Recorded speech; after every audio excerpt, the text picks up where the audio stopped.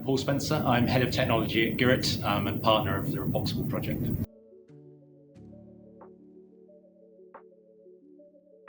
So we see composites as inherently sustainable, lightweighting, reducing emissions, allowing renewable energy generation. A key aspect of those sustainable composites is reducing the footprint of those through the use of bio-based materials such as incorporated in the REPOXYBLE program, but also addressing end-of-life challenges of recycling and allowing those materials to be reused in future applications, maintaining high value and reducing the emissions of the recycling.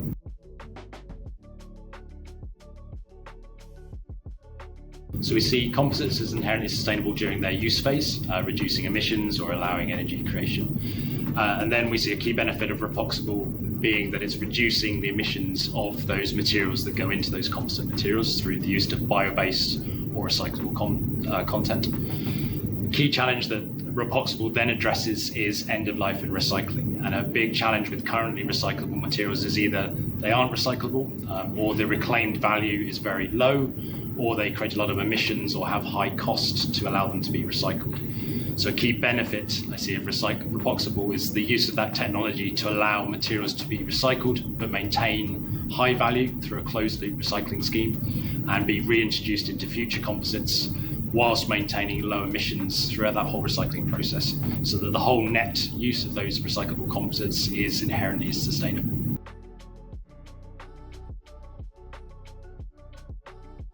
So I think a key aspect here is to compare composite lifespans or structures made with composites compared to single-use plastics. So where we take recycling of single-use plastics, they tend to be recycled multiple times in a year. A big challenge with composites is that due to their durability and the types of structures they're used in, they typically last for decades, so 20, 30 years.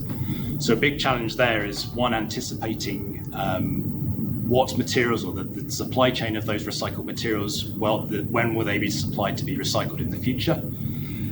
The supply chain to allow large structures to be taken to a recycling infrastructure to allow them to be recycled.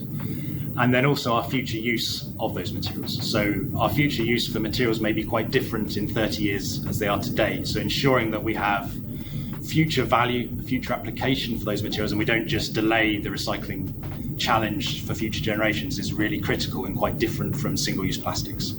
So I think those are the key aspects to address really around the supply chain, the future value, and managing supply and demand of that future recycled stock.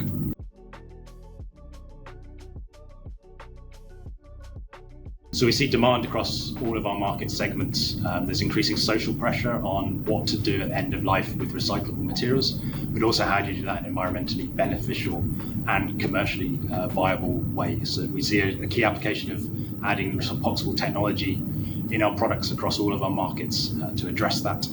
So a main market segment for Gurit is the production of wind turbine blades and supplying materials to allow those. We have a lot of need to recycle those at end of life, very large structures that currently go to landfill. So having technologies to reclaim those materials and turn them into new wind blades is inherently linked with the sustainable goals of that segment. In other segments such as marine composites, again we see a lot of requirement to recycle boats and vessels at end of life and allow those materials to be reused rather than going to landfill or being left in the environment. So we're seeing increasingly substitution of traditional engineering materials, metals for example, with composite materials that allow weight reduction. So that allows a significant reduction in emissions throughout the long duration or life cycle of that particular transportation vehicle or in mass transport as well. So we see more and more re-engineering of components to use lighter weight materials that bring sufficient strength but reduce the weight during the operational lifespan of that vehicle.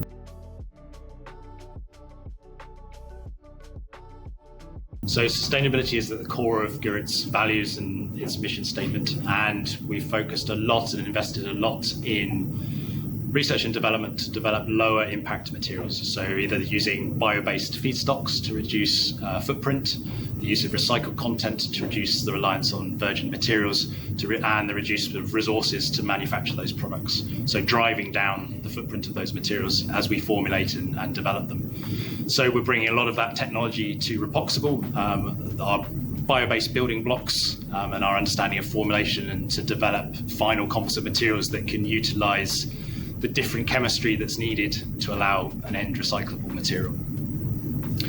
Overarching that is the use of data-driven decision making. So we've invested a lot in the use of life cycle analysis to understand the implications on the formulation design to the final environmental impact of the end solution. So again, we will look at, as we develop and scale up the REPOXYBLE recycling technology, how we do that, ensuring that it's environmentally sustainable and commercially sustainable as well.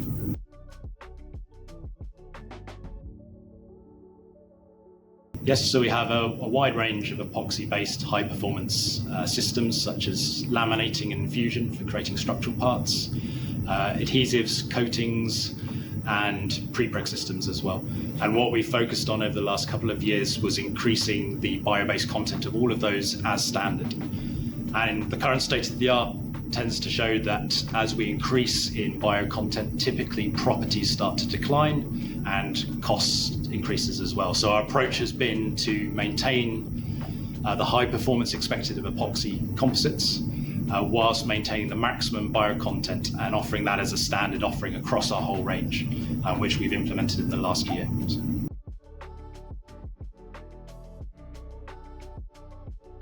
So a key goal for us is to increase the sustainability of our products and address end-of-life concerns. And we view that this can't be solved by one entity alone. So Gurit can't do this alone. And the attraction of the REPOXYBLE project was really to collaborate with different actors across this different value chain, from chemical research, end users, and our role within the REPOXYBLE project is in scaling up those materials and formulations.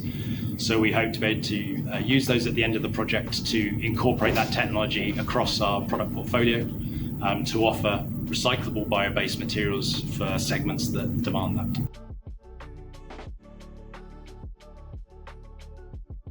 So Gurit has focused its sustainability pillars really on chemical safety, so reducing the toxicity of the chemicals and the raw materials we use to reduce the impact on human health. Resource utilization, so reducing the amount of virgin materials, emissions and energy used in material production, and then increasing the use of bio-content and recycled aspects as well.